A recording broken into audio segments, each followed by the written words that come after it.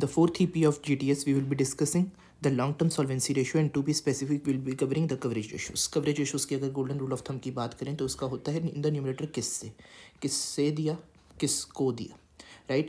किससे दिया upon किसको दिया, and answer is in times, right? तो अगर हम बात करें of the interest coverage ratio, हमने interest को दिया, interest को हमने EBIT से दिया, तो फॉर्मूला बन गया EBIT upon interest, answer will be in times, right. Similarly अगर हम बात करें of the preference dividend coverage ratio, तो प्रेफरेंस डिविडेंड को दिया पैट में से दिया, तो PAT upon preference dividend is answer is in times. Similarly equity dividend को हमने पे किया earnings attributable to equity share holders also known as net income में से पे किया, तो net income upon equity dividend answer is in again in times. किससे किसको,